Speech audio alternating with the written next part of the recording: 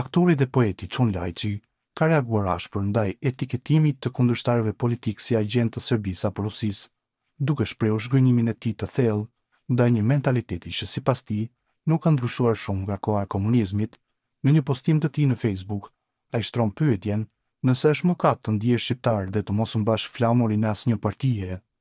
Në vijim postimi i tij plot: apo më tregoni diçka, e kam kuptuar atë botë ku edhe frymarrja duhet të ishte ideologjike, ku edhe loti duhet të dilte sipas vijes së partisë, ku nuk i shkruaje dot një poezi gruas pa i rënë rreth e rrotull dhe heqësit të ndritur. E kam kuptuar një sistem ku vlonin spionët si krimbat, ku zguxojnë të përshurrin çosheve të qytetit, pa kshyrur 3 herë mbrapa. Mos ndoshta është ndalur ndonjë spion te ndonjë pemë. E kam kuptuar një sistem të çmendur ku nuk guxoje të bëje dashuri me gruan para fotografisë e enverit që dritej varur në mur. Kur i shkyje gjunjët për të sjellë në jetë 10 fëmijë për të bërë titan kumbar, kur nuk guxoje të shkruaje vargjet e zemrës për lulen lule apo kaçen kaçe. Si mundet që sot çdo njeri që mendon ndryshe shndërrohet me një herë në një agent të Serbisë, në spion të Rusisë, apo kush janë këta që kryqëzojnë në portale pa i njohur as fytyrën e vet në pasqyrë? E kam kuptuar një sistem kur Zoti ishte në qiell, e zguxoje me ju lut, e presidenti ishte në tokë e të gjithë binin në gjunjë para tij, por që vjen koha, me Jashar nënën kryeministrit e presidentin me kërcënuar me vdekje, këtë se kam imagjinuar kurrë. Prandaj, më tregoni para se ta mbyll këtë kafe vetmije, a është mëkat të ndihesh shqiptar pa bllokoritur për askënd? A është faj të duash kombin pa e përshtjell me flamuj partie? Dhe krejt në fund, a është normale që po i friksohem edhe vetes sime se ndoshta një ditë do të më quajnë edhe ajo agent? Halil Keci ka reaguar sërish në lidhje me bllokadën e krijuar në kuvendin e Kosovës. Ai në një postim në Facebook kritikoi ashpër opozitën, duke thënë se ajo po bëhet pengesë e shtetit. Keci u bëri thirrje partive politike që tash bllokojnë situatën, për ndryshe i paralajmëroi se do të pësojnë në zgjedhjet e ardhshme.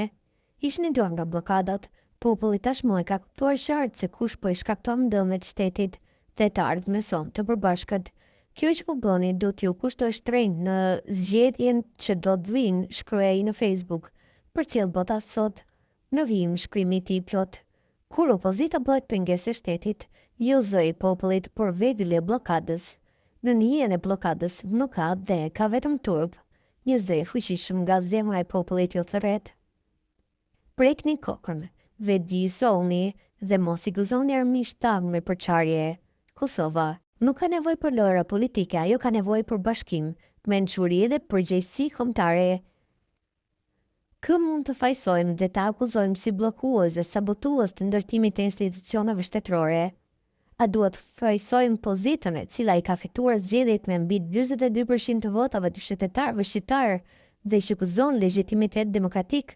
Apo duhet të tregojmë gishtin nga opozita, e cila megjithse nuk e ka fituar besimin e shumicës, po përpiqet përmes bllokadës e manovrave të dëmshme të uzurpojë vullnetin e popullit?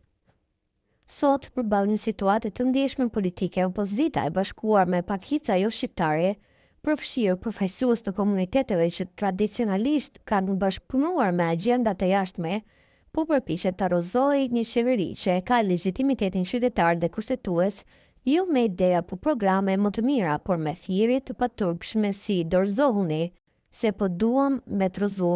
Në vend që të jetë alternativë serioze dhe kontribuese në kontrollin demokratik të pushtetit, opozita po kthehet në një pengesë sistematike për funksionimin institucional të shtetit, po minon themellet e demokracisë dhe po e çon vendin drejt krizës së qëllimshme, vetëm për të kënaqur ambicjet e Serbisë dhe interesat e ngushta grupore të opozitës.